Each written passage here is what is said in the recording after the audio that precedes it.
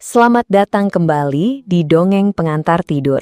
Malam ini, aku akan membawakan sebuah kisah nyata yang akan membuat kita merenung tentang betapa rapuhnya kehidupan dan bagaimana sebuah keputusan kecil bisa mengubah segalanya. Kisah ini adalah tentang seorang gadis muda yang memiliki segalanya, kecantikan, bakat, dan masa depan yang cemerlang. Namun, sebuah rahasia yang ia simpan membawanya ke sebuah takdir yang tak pernah terbayangkan. Apa yang sebenarnya terjadi padanya? Pastikan kalian tonton video ini sampai akhir karena setiap detail akan membuka sebuah misteri yang kelam dan mengejutkan. Di usia 15 tahun, Rachel, seorang gadis Australia, adalah definisi dari kesempurnaan.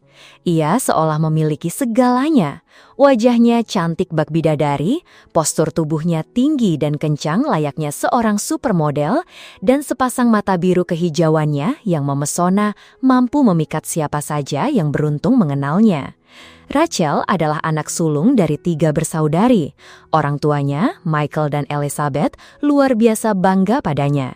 Di mata mereka, Rachel adalah putri yang penurut, seorang teladan yang sempurna untuk kedua adiknya. Sejak kecil, Rachel telah menunjukkan bakat seni yang luar biasa dan ia sangat jatuh cinta pada dunia tari. Rachel pun bergabung dengan kelas balet di Melbourne Dance Academy. Sejak pelajaran pertamanya, para guru sudah menyadari bahwa bakat Rachel jauh melampaui teman-teman sekelasnya.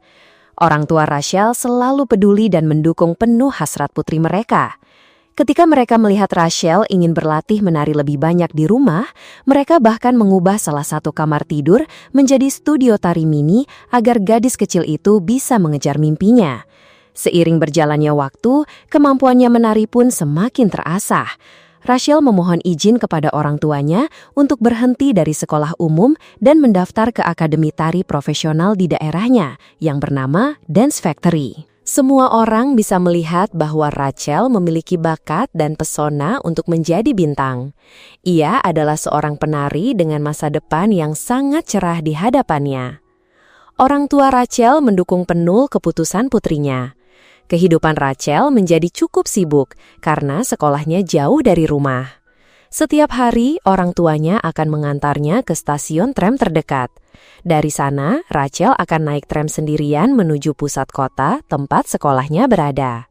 Setelah kelas selesai, Rachel akan berjalan kembali ke stasiun tram dan orang tuanya akan menjemputnya di lokasi yang sama tempat mereka mengantarnya di pagi hari. Kehidupan Rachel berjalan begitu damai dan bahagia, hingga suatu pagi di awal musim semi tahun 1999. Pagi tanggal 1 Maret 1999, sama seperti pagi-pagi lainnya, adalah hari yang terasa normal bagi keluarga Rachel. Mereka bangun, bersiap untuk memulai hari, sama sekali tidak menyadari bahwa apa yang akan terjadi hari itu akan mengubah hidup mereka selamanya. Pukul 6 pagi, Rachel terbangun oleh dering alarm dan mulai bersiap-siap untuk ke sekolah. Sebagai pribadi yang rapi dan perfeksionis, Rachel mengenakan pakaian yang sudah ia siapkan sejak malam sebelumnya. Celana hitam, atasan biru, sepatu favoritnya, beberapa perhiasan, dan tas sekolahnya. Ia menyantap sarapannya dengan tergesa-gesa, lalu bergegas keluar pintu bersama ayahnya, Michael. Jika di atas panggung Rachel adalah seorang penari yang sangat percaya diri, di kehidupan nyata, ia adalah seorang gadis yang pemalu, polos, dan sangat dilindungi oleh orang tuanya sejak kecil. Pada pagi yang menentukan di awal musim semi itu, ayah Rachel menurunkannya di stasiun tram sekitar pukul 9. Mungkin, jika saja Michael tahu bahwa itu adalah kali terakhir ia bisa memeluk putrinya, ia akan memeluknya sedikit lebih erat. Atau mungkin ia akan menahannya selamanya, tidak akan pernah membiarkannya pergi. Tapi sayangnya, dalam hidup ini, kebahagiaan begitu rapuh dan peristiwa yang mengubah takdir bisa datang kapan saja. Kita tidak pernah bisa menduga apa yang akan terjadi, begitu pula dengan Michael. Ia melambaikan tangan kepada putrinya tanpa sedikit pun firasat tentang nasib kejam yang menantinya hari itu. Rachel naik tram menuju Richmond, lokasi sekolahnya. Setelah turun dari tram, Rachel bertemu dengan Manny, pacarnya, dan beberapa teman sekelas lainnya. Mereka semua berjalan ke sekolah dengan ceria. Rachel dengan semangat bercerita kepada teman-temannya bahwa ia akan mendapatkan banyak uang malam itu. Ketika teman-temannya penasaran dan mendesaknya untuk bercerita, Rachel hanya menggelengkan kepala dan berkata ia tidak bisa memberitahu detailnya, tapi yang pasti ia akan punya banyak uang keesokan harinya. Semua orang tahu Rachel adalah gadis yang sangat cantik, jadi teman-temannya hanya menebak bahwa pekerjaan rahasia Rachel mungkin berhubungan dengan dunia model atau iklan.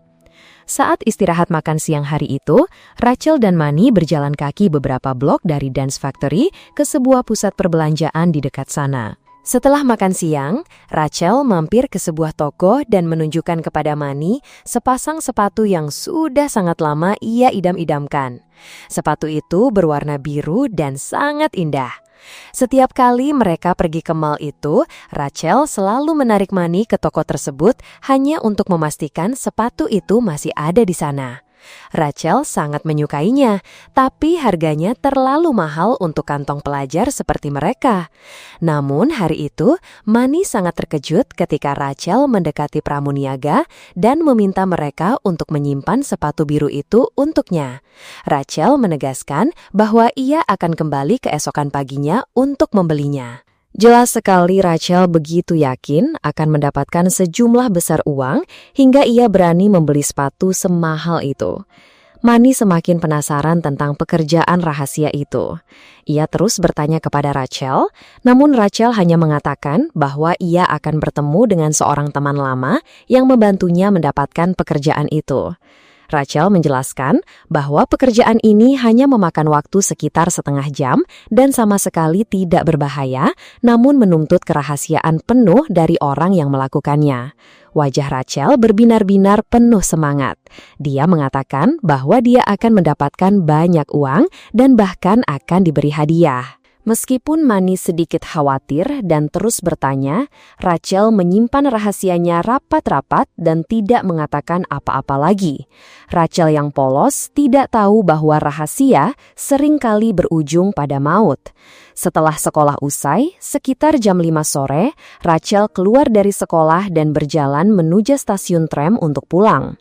Namun, alih-alih menaiki kereta yang biasa ia naiki untuk pulang, Rachel menyapa semua orang dan menaiki kereta yang berbeda untuk menuju janji temu rahasianya. Rachel berjanji kepada Manny bahwa dia akan meneleponnya begitu tiba di rumah. Bayangan Rachel yang menjauh darinya hari itu mungkin akan terpatri selamanya dalam ingatan Manny. Ibu Rachel, Elizabeth, melirik jam dinding setelah selesai memasak makan malam. Dia bertanya-tanya mengapa sudah lewat pukul 6:30, tetapi suami dan putrinya belum juga pulang. Keduanya biasanya sangat tepat waktu dan jarang sekali pulang terlambat. Beberapa saat kemudian, dering telepon yang tiba-tiba membuat Elizabeth terkejut. Dia bergegas mengangkat telepon dan bernafas lega ketika mendengar suara suaminya di seberang sana. Namun, jantungnya serasa diremas saat Michael mengatakan bahwa ia tidak melihat Rachel dimanapun. Kekhawatiran ini sangat beralasan karena mereka menyadari bahwa Rachel tidak menghubungi siapapun di rumah hari itu. Terlebih lagi, dia pernah beberapa kali diikuti oleh beberapa pria aneh sebelumnya. Orang tua Rachel juga tahu bahwa putri mereka takut gelap dan tidak akan pernah meninggalkan sekolah selarut ini. Elizabeth segera menelpon kantor polisi Port Adelaide untuk melaporkan hilangnya Rachel. Namun, hati mereka hancur oleh kekecewaan karena polisi dengan dingin mengatakan bahwa menurut aturan mereka harus menunggu 24 jam sebelum dapat melancarkan pencarian. Sementara orang tua Rachel cemas luar biasa, polisi hanya dengan acuh tak acuh mengatakan agar mereka tenang dan tidak terlalu khawatir. Katanya, anak-anak remaja seringkali memberontak dan kabur dari rumah selama beberapa hari, dan ketika mereka bosan, mereka akan kembali. Mungkin benar bahwa remaja sering memberontak dan kabur dari rumah, tetapi Rachel tidak pernah menjadi anak yang seperti itu. Orang tuanya yakin mereka sangat mengenal putri mereka. Mereka selalu peduli dan mendengarkan anak-anak mereka. Rachel bisa menceritakan apa saja kepada mereka tanpa takut dimarahi atau dihukum. Kemungkinan Rachel kabur adalah hal yang mustahil. Ketika polisi seolah tidak peduli pada mereka, Michael dan Elizabeth memutuskan untuk mencari putri mereka sendiri. Mereka menelpon semua teman Rachel dan pacarnya, dan dari sanalah mereka mengetahui tentang pekerjaan rahasia yang Rachel katakan akan dilakukan malam itu. Mereka juga mengetahui bahwa Rachel telah menaiki kereta yang berbeda setelah pulang sekolah. Dengan informasi baru ini, Michael dan Elizabeth kembali ke kantor polisi. Elizabeth memohon kepada para petugas untuk membuka berkas penyelidikan dan membantu mencari putrinya. Namun sekali lagi, keluarga Rachel ditolak. Mereka tidak mendapatkan bantuan apapun dari polisi. Kantor polisi Port Adelaide yakin bahwa Rachel hanyalah kasus anak kabur dan mereka tidak mau membuang-buang waktu dan sumber daya untuk mencari gadis itu. Orang tua Rachel terpaksa pulang dengan hati yang hancur dan pikiran yang berkecamuk. Mereka tidak tahu apa yang telah terjadi pada putri mereka. Keesokan paginya, Rachel masih belum ada kabar. Karena kantor polisi tidak membantu, Michael dan Elizabeth memutuskan untuk melanjutkan pencarian putri mereka sendiri. Mereka berdua berkeliling kota, menyebarkan pamflet, dan bertanya kepada orang-orang yang lewat apakah mereka melihat Rachel. Manny pernah memesan sepasang sepatu di pusat perbelanjaan dekat sekolah mereka. Oleh karena itu, orang tua Rachel pergi ke arah sana untuk menyelidiki. Petugas penjualan di toko mengatakan bahwa Rachel tidak datang untuk mengambil sepatu yang telah dia pesan. Kekhawatiran orang tua Rachel semakin menjadi-jadi ketika seorang karyawan lain memberitahu mereka bahwa ada seorang pria aneh yang datang ke pusat perbelanjaan beberapa minggu sebelumnya untuk membujuk gadis-gadis muda agar bekerja di rumah bordil miliknya. Dan pria ini dikabarkan adalah seorang penjahat kelas kakap yang baru saja keluar dari penjara. Panik dengan pemikiran bahwa putri mereka mungkin berada di tempat seperti itu, Michael dan Elizabeth bergegas ke distrik lampu merah untuk bertanya. Tetapi para pekerja di rumah bordil tersebut menegaskan bahwa mereka tidak pernah merekrut orang dari jalanan dan mereka juga tidak pernah mempekerjakan gadis di bawah umur, karena hal itu akan membuat mereka mendapat masalah besar dengan hukum. Meskipun orang tua Rachel sedikit lega karena mereka tidak menemukan Rachel di tempat seperti itu, pencarian mereka sekali lagi menemui jalan buntu. Setelah tidak menerima bantuan apapun dari polisi setempat, komunitas Richmond dan Port Adelaide bersatu untuk membantu orang tua Rachel mencari putri mereka. Di antara mereka yang melaporkan informasi kepada polisi adalah Caroline Murray, seorang pengasuh anak yang pernah bekerja untuk keluarga Rachel sebelum dia menghilang. Ternyata, Caroline telah menelpon rumah Rachel sekitar pukul 5.25 sore pada tanggal 28 Februari, tepat sehari sebelum Rachel menghilang. Caroline menelpon tidak hanya sekali, tetapi 2 kali. Meskipun kedua gadis itu sudah tidak saling kontak selama bertahun-tahun, kedua panggilan telepon tersebut masing-masing berlangsung selama sekitar 15 hingga 30 menit. Polisi pun segera menghubungi orang tua Rachel menyampaikan sebuah informasi penting. Ternyata, Caroline menyewa sebuah apartemen yang lokasinya sangat dekat dengan tempat Rachel terakhir kali terlihat setelah turun dari tram. Mendengar ini, kedua orang tua Rachel seketika merasa lega. Mereka berpikir mungkin polisi benar, mungkin Rachel hanya kabur dari rumah dan sekarang sedang bersembunyi di tempat Caroline. Penyelidikan membawa polisi ke tempat kerja Caroline Murray, sebuah toko elektronik yang tak jauh dari apartemennya.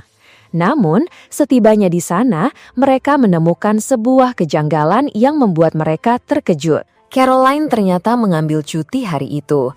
Rasa kaget mereka semakin menjadi-jadi ketika mereka tahu bahwa Caroline juga mengambil cuti pada hari pertama bulan itu, hari yang sama ketika Rachel menghilang tanpa jejak.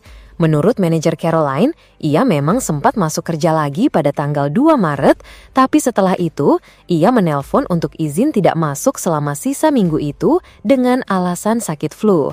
Polisi kemudian bertanya kepada para tetangga Caroline, dan salah satu dari mereka mengatakan bahwa ia mendengar suara isak tangis yang memilukan dari dalam apartemen Caroline pada tanggal 2 Maret. Polisi dengan cepat menemukan fakta baru bahwa ayah Caroline Marie juga sempat datang menjenguknya ketika mendengar putrinya sakit.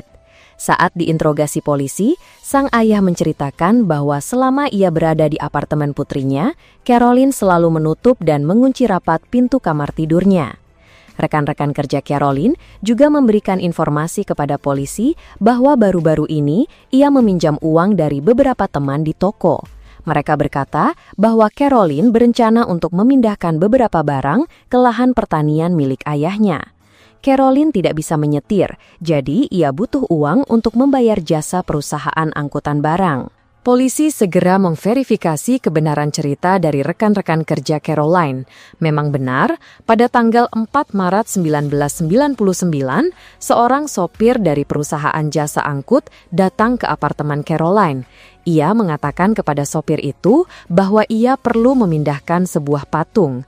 Patung itu sudah ia bungkus rapat dengan selimut dan karpet, lalu dimasukkan ke dalam tas wol besar bersama dengan beberapa perabot kecil lainnya. Sopir itu tanpa curiga sama sekali mengangkut patung misterius itu ke lahan pertanian milik ayah Caroline di daerah pedesaan yang terpencil. Pada tanggal 12 Maret, para penyelidik memutuskan untuk mendatangi apartemen Caroline dengan harapan bisa menemukan Rachel di sana. Namun, ketika mereka tiba, sepertinya tidak ada seorang pun di rumah. Sore harinya, setelah mendapatkan surat perintah penggeledahan, polisi kembali ke apartemen itu dan mendobrak masuk pintunya. Apartemen itu tampak berantakan, dan ketika mereka masuk ke kamar tidur, mereka melihat Caroline terbaring telungkup di lantai, tidak sadarkan diri. Caroline segera dilarikan ke rumah sakit. Sementara itu, polisi melanjutkan penggeledahan di apartemennya. Tidak ada yang aneh sampai polisi menemukan sebuah tas di lemari Caroline yang berisi pakaian-pakaian berukuran kecil. Pakaian-pakaian ini jelas terlalu kecil untuk ukuran tubuh Caroline. Mereka juga menemukan buku-buku harian yang ditulis dengan tulisan tangan yang acak-acakan, tersebar di mana-mana. Isi dari buku harian itulah yang memberikan polisi banyak informasi penting tentang Caroline dan semua rencana gilanya. Caroline lahir dari keluarga yang tidak bahagia. Orang tuanya selalu bertengkar dan menelantarkan anak-anak mereka. Sejak kecil, Caroline selalu merasa minder dan memiliki pandangan yang sangat negatif tentang dirinya sendiri. Dalam buku harian itu, ia menggambarkan dirinya dengan kata-kata yang begitu menyakitkan, berjerawat, gemuk, dan buruk rupa. Sejak bekerja sebagai pengasuh anak di keluarga Rachel, Caroline selalu mendambakan semua yang dimiliki Rachel. Wajah yang cantik, tubuh yang langsing, serta orang tua yang penuh kasih sayang dan begitu manis kepada anak-anaknya.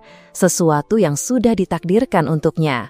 Caroline merasa dirinya adalah iblis buruk rupa, jiwa tersesat yang hidup di antara manusia-manusia cantik bak malaikat. Rasa iri dan dambaan Caroline semakin hari semakin menjadi-jadi hingga ia terobsesi dengan sosok Rachel. Ia ingin menjadi Rachel, dan sebuah pikiran gila namun begitu menggairahkan tiba-tiba muncul di benak Caroline. Ia ingin menghabisi Rachel untuk mencuri identitasnya. Polisi menemukan selembar formulir permohonan ganti nama di apartemen Caroline. Nama baru yang dipilih Caroline tidak lain adalah Rachel Powell. Buku harian itu juga mengungkapkan niat Caroline untuk melakukan operasi plastik, mengubah total seluruh fitur wajahnya agar terlihat persis seperti Rachel. Ia juga berencana untuk pindah ke kota lain dan memulai hidupnya kembali sebagai orang baru, sebagai seorang Rachel yang baru. Para penyelidik bergegas ke rumah sakit untuk menginterogasi Caroline. Setibanya di sana, mereka mendapati Caroline sudah siuman. Polisi benar-benar terkejut ketika Caroline dengan nada yang begitu dingin dan tanpa emosi menyatakan bahwa dialah yang telah menghabisi nyawa Rachel. polisi segera meluncur ke lahan pertanian milik ayah Caroline. Di sana, mereka dengan mudah menemukan sebuah gundukan tanah yang tampak seperti kuburan baru. Di bawah kuburan itu, polisi menemukan jasad Rachel yang berusia 15 tahun dengan sebuah kabel telepon yang masih melilit erat di lehernya. Caroline mengaku bahwa ia telah menyusun rencana yang sangat rapi untuk menghabisi Rachel. Pada tanggal 28 Februari, ia menelpon ke rumah Rachel dan bertanya apakah Rachel mau berpartisipasi dalam sebuah survei psikologi. Caroline mengatakan survei itu hanya butuh waktu setengah jam dan Rachel bisa dengan mudah mendapatkan beberapa ratus dolar dan hadiah menarik dari perusahaan sponsor. Namun, ada satu syarat. Ini adalah program penelitian rahasia dan Rachel sama sekali tidak boleh memberitahukannya kepada siapapun. Sesuai dengan rencana Caroline, Rachel yang malang dan polos itu menepati janjinya. Saat Rachel tiba di rumah Caroline, ia disambut dengan sepotong pizza yang ternyata telah dicampuri obat bius. Setelah Rachel tak sadarkan diri akibat pengaruh obat, Caroline dengan keji menggunakan kabel telepon dan melilitkannya ke leher Rachel hingga gadis malang itu menghembuskan napas terakhirnya. Caroline kemudian menyembunyikan jasad Rachel di dalam lemarinya, sementara ia memikirkan cara untuk menyingkirkan bukti kejahatannya. Para petugas pindahan barang sama sekali tidak menyadari bahwa benda yang mereka kira sebuah patung itu sebenarnya adalah tubuh Rachel yang sudah tak bernyawa. Konon, ada satu momen keraguan. Saat melihat Rachel memakan pizza itu, secercah nurani sempat terlintas di benak Caroline, membuatnya ingin menghentikan semua rencana gilanya. Namun, ia merasa semuanya sudah terlambat, dan sisi gelap dalam dirinya kembali mengambil alih. Pada tahun 2000, Caroline dijatuhi hukuman 20 tahun penjara. Keputusan ini memicu perdebatan sengit di masyarakat. Banyak yang menganggap hukuman itu terlalu ringan untuk kejahatan keji yang telah dilakukannya. Kemudian, pada tahun 2014, publik kembali dihebohkan ketika Caroline mendapatkan pembebasan bersyarat dan keluar dari penjara lebih awal. Luka di hati keluarga Rachel tentu tak akan pernah sembuh. Namun, dalam sebuah pernyataan yang mengejutkan, orang tua Rachel percaya bahwa Caroline telah belajar dari kesalahannya. Mereka bahkan mengatakan tidak merasa takut meskipun kini Caroline telah bebas dan tinggal di lingkungan yang sama dengan mereka. Sungguh sebuah akhir yang tak terduga dari sebuah kisah yang tragis ini. Jika kalian merasa cerita kali ini bermanfaat dan menambah wawasan, jangan lupa untuk menekan tombol suka, berlangganan saluran dongeng pengantar tidur, dan bagikan video ini kepada teman-teman kalian. Bagaimana pendapat kalian tentang kasus ini? Apakah hukuman yang diterima Caroline setimpal? Dan bagaimana dengan sikap luar biasa dari keluarga Rachel? Tuliskan pemikiran kalian di kolom komentar di bawah ya.